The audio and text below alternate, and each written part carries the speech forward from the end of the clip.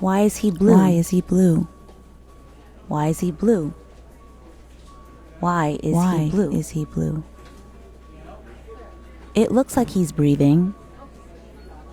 I think he's still breathing. Someone help him. I think he's still breathing. They said no. It's air leaving his body. He's gone. Grace saw my heart. Grace created the idea. Grace motivated me when I didn't feel like I could. Grace held me when I couldn't move forward. Grace put the people together, and Grace made the plan happen. What you see is a part of me by Grace. Something I learned in my 40 years of life is that it's okay to be going through the process of healing while healing others. We don't have to have it all figured out to help someone else. My trauma started when I was 8 years old, when I saw my dad laying there blue in his hospital bed. I don't think anyone realized I was there, but I was, and I definitely didn't know how it would impact the rest of my life. I just knew there was a loss, and a part of me would never be the same. I carried on doing what I thought made me feel good, going through different phases of life with drugs, partying, lost and confused, but doing what I could to get by. I remember hitting a point of sadness where I didn't even care if I lived or died. I'll save you the drama of terrible decisions I made and fast forward to the chapter of motherhood. My children gave me hope and gave me purpose. I poured everything I had into them. Whatever I didn't like growing up, I tried not to repeat, and having them made me want to be the best version of me. That journey didn't really begin until my youngest son turned 4. That's when my soul really spoke out, and I knew I needed to do something. I just didn't know that something was to heal. So after years filled with maybe not the best decisions and sorting things out, I finally arrived at needing to heal my inner child. Which leads me to our first story from a beautiful artist named Sabrina Erbosa. She chose art as a form of healing to bring a community together. I'm so inspired by how aware she is and so grateful for her to share her story. Today's topic is all about healing. So, how did you know that you needed to heal? I think it came up a lot in my relations with other people. So I realized there was a lot of times where I didn't know how to handle conflict well, or it was hard for me to communicate and really express what I needed or my wants. Just something that I had to acknowledge and just learn how to work through in the moments where these things came up. Can you share something that you needed to heal? I think being Filipino American, being a daughter of an immigrant, there were a lot of things that I had to heal from growing up, a lot of childhood trauma. But I realized it's also a generational trauma. It's something passed on from ancestor to ancestor to ancestor. I realized also that stuff that they internalized wasn't okay and wasn't good. And so those were things that I had to unlearn. What are some things that you did to heal yourself?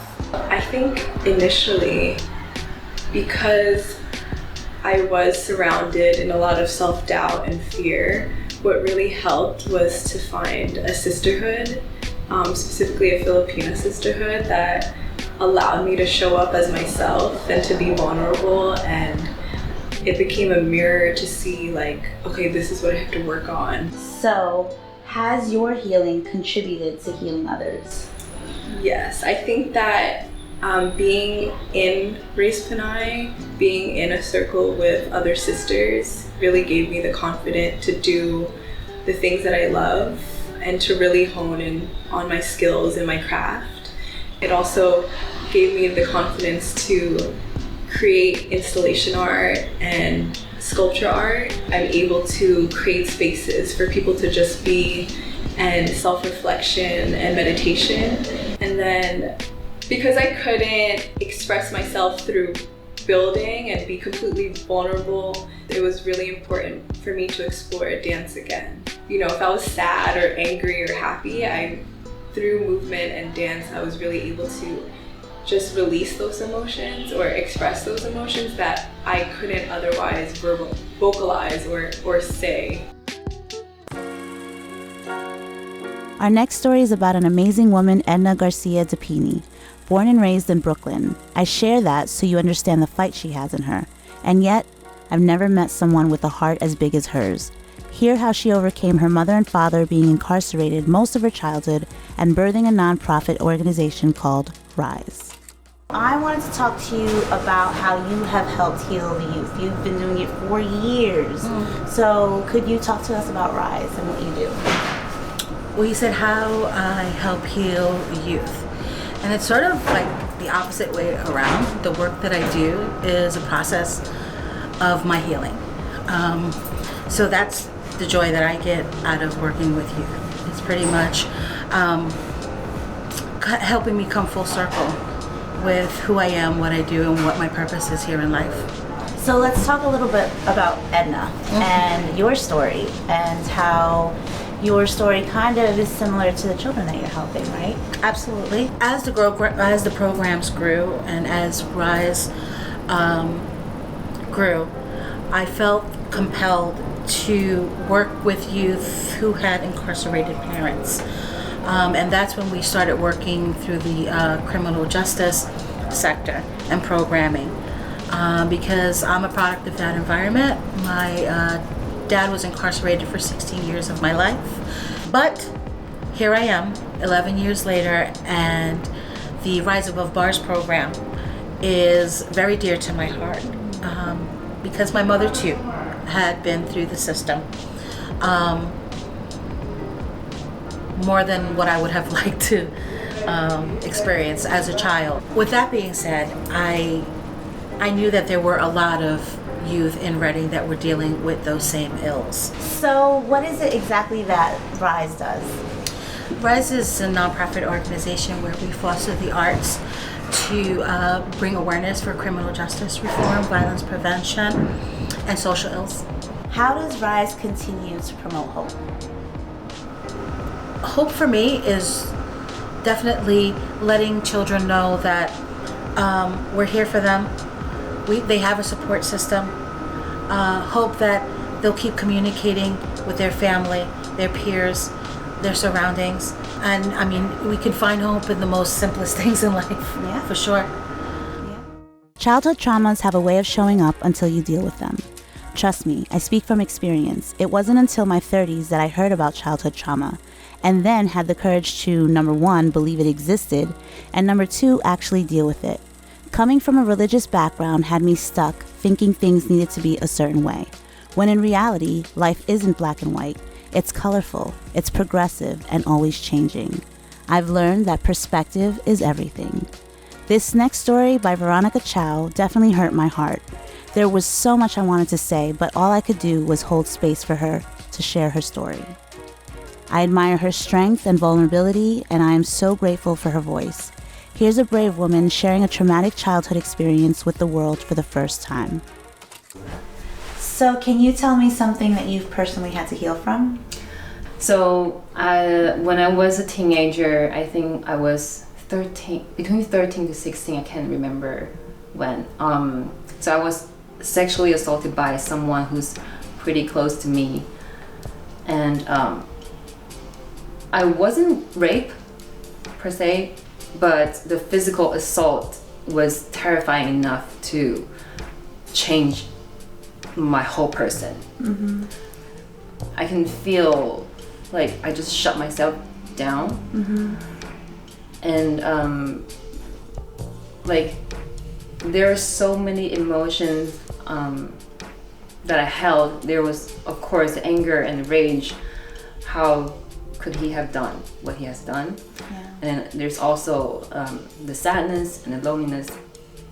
And then there's also the shame because, the woman who is touched is like not worthy anymore. And so there's also loneliness because I couldn't share, right? And then toward the later years, there's also disappointment at myself because I was mad that I couldn't forgive him. Because in my mind, if I forgive him, that means I have overcome.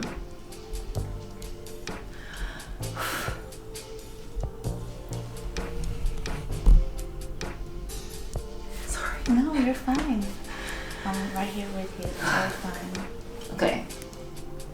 I held all this emotion for longest time, and I thought I will heal if I am able to forgive him, but I came to the conclusion that this healing journey may be constant, like maybe a lifetime's work, and I don't think I'm fully healed yet, and I'm not sure if I ever will be, but it's okay. I think for me now, it's a matter of it's about a matter of how am I going to transform this trauma into a scar. It's more like a matter about whether I want to allow this trauma to keep me stay small and weak, and let it define how worthy I am, whether I'm worthy or not, or to own this scar and say, hey, like, this is what I've been through. Yes, this is what made me me now, and because of this experience, I'm stronger now. I came out stronger because of this scar, and I have the strength now. Mm-hmm. So that's what I focus on, and that's what I try to heal from. Wow. So then as a pole and fitness instructor, how did you reconnect with your sexuality? I actually accidentally discovered pole dancing. I was a hip hop and jazz dancer, and then I was just mesmerized by pole dancing's, the flexibility, the strength, the elegance, the grace, and also, of course, I don't know if I say sexuality. all of them combined, and it's after years of practice, I realized the confidence that I've gained, it really helped me heal the trauma that I have. That's beautiful. Yeah, and so I realized by training physically, mentally, it helped me realize that I'm capable of doing this, not just physically but also mentally, and that helped me heal and help me help others. That's awesome. To heal. I believe healing or reparenting your inner child is important because it's a part of our subconscious. That 8-year-old girl was still sad, scared, and stuck in that hospital room where my dad was. And I didn't know she was stuck until I went back to heal her. I had to talk to her and let her know she didn't have to stay in that room anymore, until she grabbed my hand and we walked out of that hospital room together. As if having to heal from childhood traumas isn't enough, we live a life full of surprises. Some good and some we could do without. I realized that death was a trigger for me in 2019. I lost about 6 family members in a span of 8 months. Hearing horrible news after horrible news, this next story hit hard for me. Here's a story from a resilient woman whose strength and perseverance shine bright when life threw her a curveball. Here's Mary Lou Burkhart's healing story. So the topic of conversation is healing. About 2 years ago, you found out some news. Do you mind sharing what that was and your healing journey? So yes, 2 years ago during a routine mammogram, I found out I had breast cancer stage 1, which was very shocking news, obviously, for anyone to take in. And it was, now that I've known what layers are to breast cancer, I was stage 1. My tumor was, I think, 4 centimeters. Okay. And that was important because your tumor size can decide whether you're going to have chemotherapy or not. Because of my tumor size was so small, I did not have to have chemotherapy. They did recommend radiation therapy, which I took at that time. Okay. So I think it was such a blessing that it was so small. I remember when I first found out the news, I hadn't run in so long, but I felt the need to run. And I just started to run again outside and back into nature and so forth and so on. Within that month's time, I don't know if this is it or not, but when I was juicing and running and what have you, went back to the doctor's office because initially my tumor size was about 9 centimeters. And by the time I had got my pathology report again after about a month, it was 4 centimeters. So had it been above 4, it's possible I would have had chemo. In reaching out to people, I was connected with people who had already been through this situation. And everybody goes through their obviously various different situations with breast cancer, diagnosis to treatment. but every person that I was connected with was such a blessing. They each had their stories, they each had valuable information to give me. And one person told me, protect your mind because it can go many, many places. And that was so extremely helpful at that time. So it was very empowering to do that and to take things in my own hands and make sure that I was asking the right questions and just make sure that I felt that I was being heard and listened to in the process. So what are some things that you did to heal? I believe in healing post breast cancer. I mean, I was lucky to have a great team at the hospital that I was at. And I was already researching things obviously on my own, just looking at people who had already been through similar situations, and looking for positive outcomes in terms of how people were today, years later, or post treatment, that type of thing. But it wasn't all to just one thing. There's just so many tools that you need to heal outside of supplements. And sometimes they're the simplest things, like just giving yourself time. As a healer, how do you continue to inspire hope? I do my best to show up for myself so people can show up for others, and I'm looking to empower others as well through yoga. I was certified through Yoga for Cancer, which is a wonderful organization to help yoga students and other people in the field to help others who are going through either cancer treatments or either post-recovery. So I'm able to help people, with either physical or mental issues that they might be going through. It's a hard, it's a hard period to deal with. So I'm very grateful to do that, to inspire hope in them that, you can heal in these types of ways. Healing, I don't think it's an ever closed process, it's ongoing, right? And just like anything, it's not linear. So with yoga, it's allowing me to give in that way, to give them space to feel empowered in the movement or just feel empowered just by giving themselves rest. Speaking of unexpected events, in 2020, the world was in uproar because of the injustices with Ahmaud Arbery, Breonna Taylor, and George Floyd, to name a few. Here's an inspiring story by LaToya Bowens, who pushed past her fears and doubts, creating space for people to take action and be a part of history, while also creating an inspiring documentary called Symbol of Solidarity. So do you remember the exact moment that you were triggered? So the exact moment when I was triggered, that's deep. I do remember that moment. It for sure was Ahmaud Arbery. That bothered me a lot, especially because he was running and I run. So I think it resonated with me on multiple levels. It was super real. You know what I'm saying? It was like any old street in any town. It could have been my town. This man's not here no more. And he just went out for a run. So what did you do to heal from the pain that you were feeling? The healing process for us really started with conversation and dialogue. It was just a lot of protests going on, right? All over the country. We're watching it on the news. Nothing's happening in our town. And I think, some people chose to do that, and that's cool for them.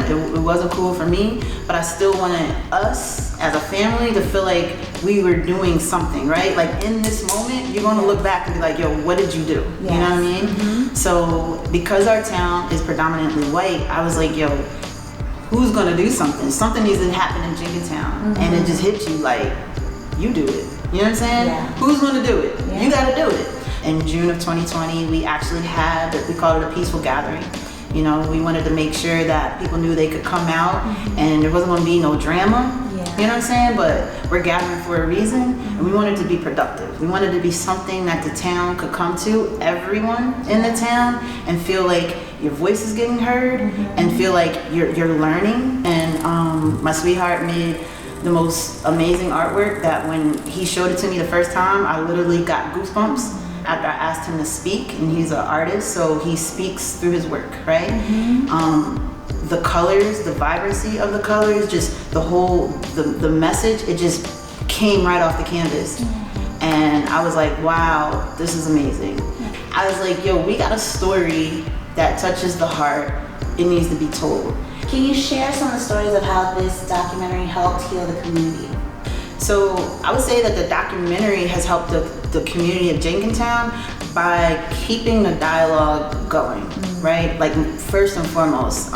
So every time people either see the trailer or a piece of the documentary, they're always in awe.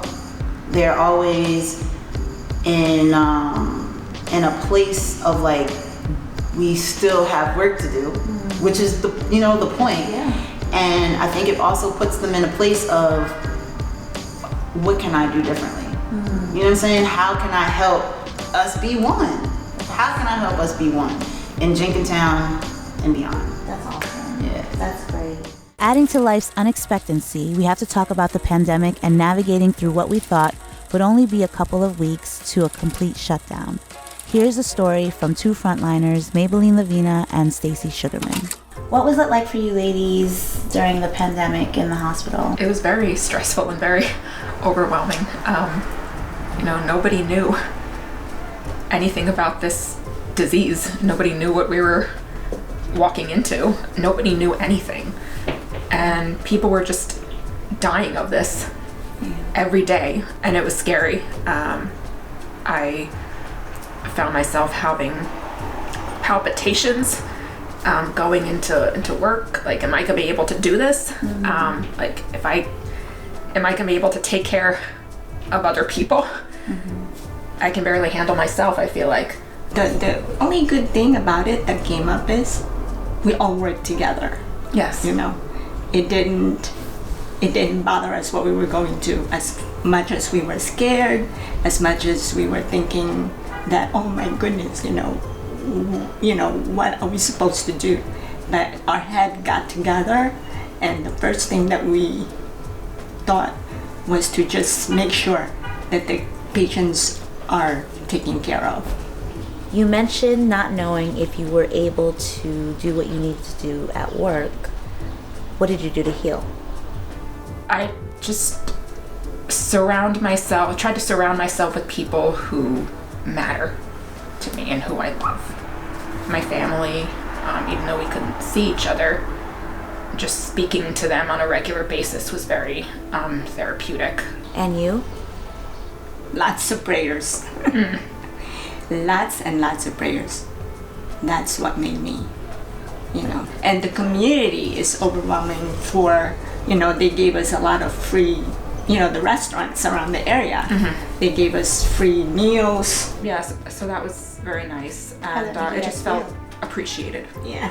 And it felt very special. I remember there was an airplane, like an airplane or a from blimp. the Air Force. They were flying up in the across. sky. They go to the window at this time and just look. I forget what the window. message said. Yeah. But that was a nice. I forgot what the message was, but they were flying up and cheering us up. Can you share a story or a memory that stands out to you most? There was a young woman, maybe about, I think, her mid-20s. When I first had her, her condition was horrible. She was on what's called a BiPAP machine, like that big mask people wear to help them breathe better. Her breathing was very fast. She was definitely in some kind of respiratory distress. They wanted to put her on a ventilator, but we were short ventilators, I think, throughout the whole hospital. So long story short, maybe about a couple weeks later, sometime later, I had her as a patient again. It was like a complete 180. She was off oxygen, had no supplemental oxygen. She looked fantastic. Aw, that's awesome. And I think I was the one that discharged her home. Oh, that's beautiful. So yeah, that stands out in my mind. At one point, every time we discharge patients, we had this music that would It turn was like on. the Rocky music. The Rocky, It would play music. overhead. So once you hear that music, we know somebody's going home. And that is the moment. It's like the highlight of our job, That's awesome. I remember finding it difficult to navigate through the pandemic, feeling hopeless and restless, wanting to do something but not knowing what to do. But I loved watching Sarah O'Brien Hammond, founder of the Now Network. She was able to pivot smoothly, creating a safe space for women to connect virtually during the pandemic. So you're the founder of the Now. Can you tell us what that is? The Now stands for the Network of Women, and it's a community that I created pre-pandemic and was an in-person only community that was really meant to support women that weren't talking about the shit that mattered. And it was a community that brought women together to really talk about issues that were top of mind, but not necessarily in mainstream conversations. Can you talk about how the pandemic affected the now? Yes, I think that like every business owner, you had to just think quick on your feet. I think if you wanted to stay in business, you had to like just be nimble and figure out like, how can I continue to support my community in a different but same way, right? Mm-hmm. So it was like, how do you show up for your community in the same safe space and judgment-free, offering the same offerings, but yet do it virtually. Yeah. And that was a struggle because I wanted to give people an in real life experience, and you can't do that. It's Zoom. Yeah. And then we just came up with creative ways. Like we do breakout rooms and we do like fun events where we put people together, and it's like speed dating, although it's like, you know, friend dating. So we just did various things to try and make it less corporate-y and more the feel that we want them to have, which is like this warm, yummy, like safe space for them to like talk about the issues that really matter. What did you do to personally heal through the pandemic and keep yourself going to be able to put these events on and keep showing up for other women? One of the things I struggle with is giving myself that time, and I think you could probably relate to this. I tend to be a person that does and doesn't sit a lot in my own space. And I have to practice what I preach because I'm in front of a community and I'm encouraging them to do it, and I hold space for us to do it. And so I think that holds me honest because I have to do it when we're together. And I just have been trying to integrate small achievable steps and like try to like encourage that for everybody, because if you just set a goal that's too lofty, you're never going to achieve it, and then you're going to throw in the towel and it's just going to go south really quickly. SMART goals, I think, right? Yes, exactly. Yeah, SMART goals that I'm a big fan of, which is just, it means like you're specific, they're measurable, they're achievable, it's a little bit of a reach, and it's also like within a certain time frame. And I'm just trying, like, even if it's 2 minutes of like sitting in silence before you get out of bed. And so I just try every day to give myself some time. I'm a pretty good meditator. I'm pretty consistent with my meditation practice. It's not perfect, nothing is, but that has been really my saving grace. But again, like I'm at every now event, or most of them, and so I make sure that the programming includes a lot of that time to heal. I love that. Can you share a memorable moment of the now? Like, why keep showing up, you know? Such a good question. The reason I show up, and I could, like, every time I say it, I get really emotional, because when you're in a space and with someone you trust, and you share something, and you see somebody else drop their shoulders and take a sigh of relief and not feel alone and not feel judged or ashamed because of their feelings, like, that is powerful. And sometimes I'll have events where maybe 5 people will show up. You know, we have 100 members, maybe 5 will show up because they're scheduling, right? Not everybody shows, it's not like 100 people show up at every event. Yeah. And in my mind, I'm like, oh my gosh, that was a failure. There's only 5 people there, you know, but I'll get emails after saying, thank you so much for holding this space. I would have never shared if there were more people there. And so you realize that even what you see as a potential failure, or like, oh gosh, I could have been better, someone is like, that you created a space for me to share in a space that I probably wouldn't have if there were more people. And so I think that motivates me to know that there's a lot of different ways to do it, but also just like that feeling of someone releasing their shoulders. And that sigh, you can see it. You know when you see that moment that person goes, oh, they just let their guard down. And you're like, yes, I got to her. She might not speak. She might not say anything other than that. But to me, that's enough, because that showed that she's like, doesn't feel alone. Yeah.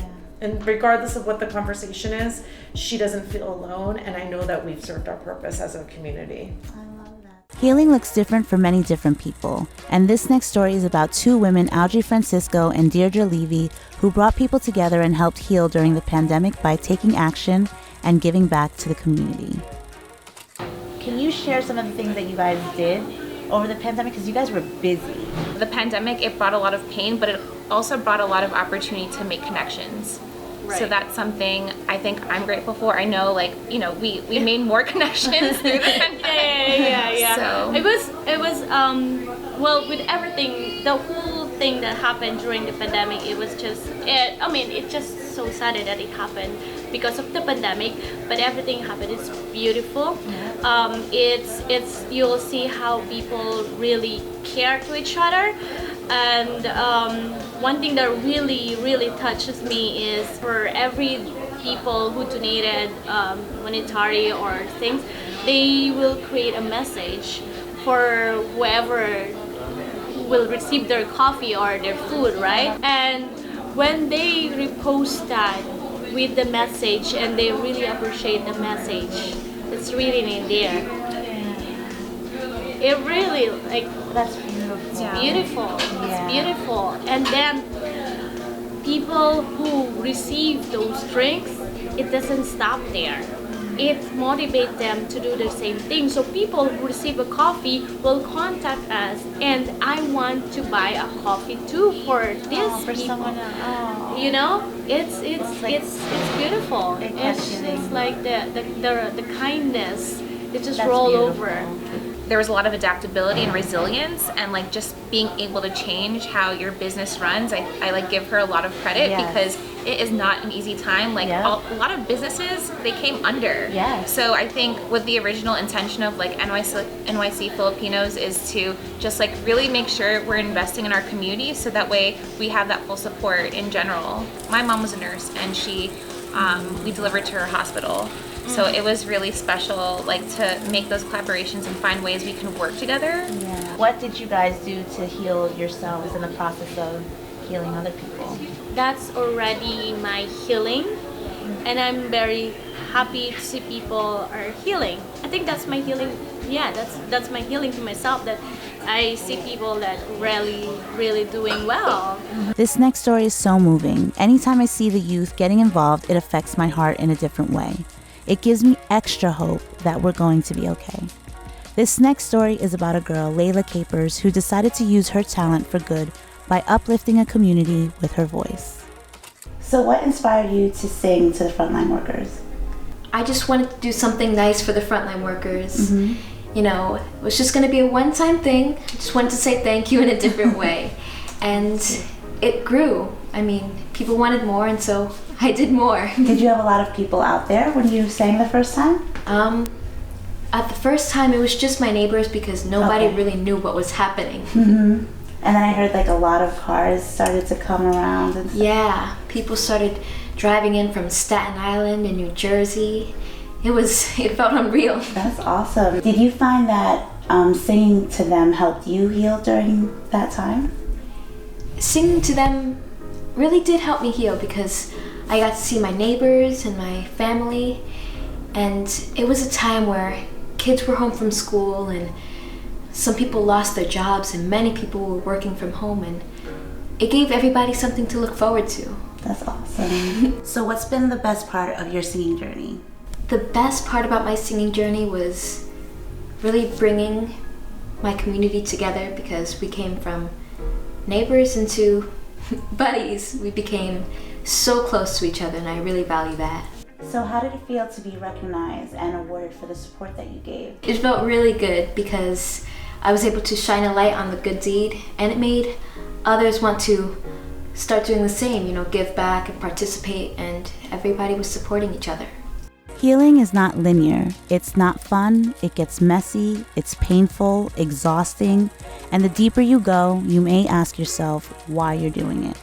But having a deeper connection to yourself, to genuinely love and understand your journey, the growth that comes with healing is so worth it.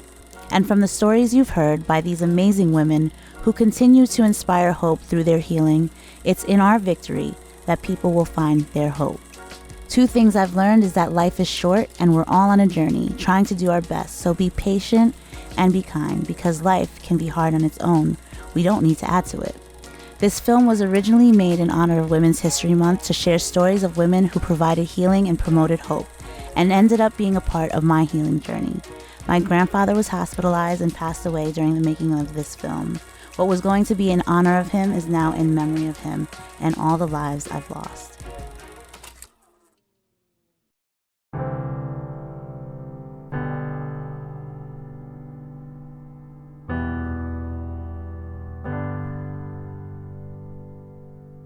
Things can be hard, but that won't stop us. We can do anything long as we trust.